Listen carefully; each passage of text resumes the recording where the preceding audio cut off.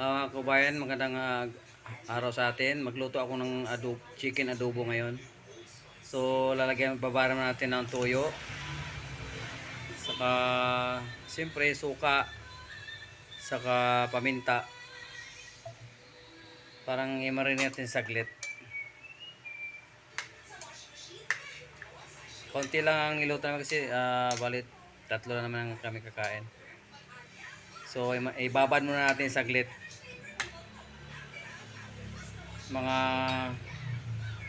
Kahit mga 10 minutes siguro pwede na. Okay, babad muna natin mga kabayan. Ay, pirito muna natin yung bawang.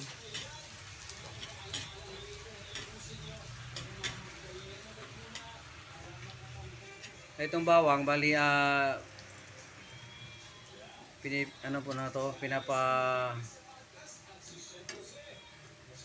ano muna. Para ito yung toppings mamaya sa adobo. Kailangan iperito muna tong bawang.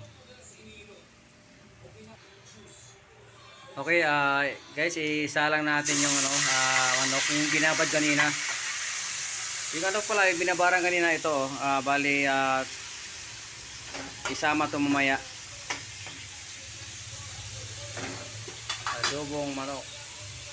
Takpan muna natin to.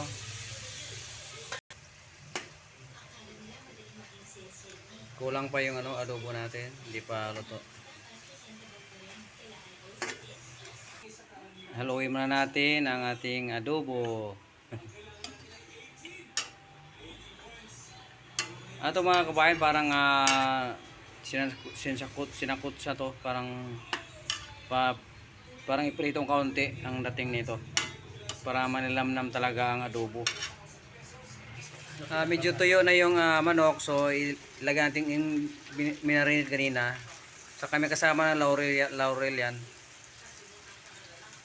Saka kaunting tubig. So haluin muna natin. Tapos takpan muna natin. Wow, luto na ang ating adobo. Pero lagyan natin ng itlog, yung hard boiled egg, kasi masarap din yung partner yan yung itlog sa adobo. Wow, sarap.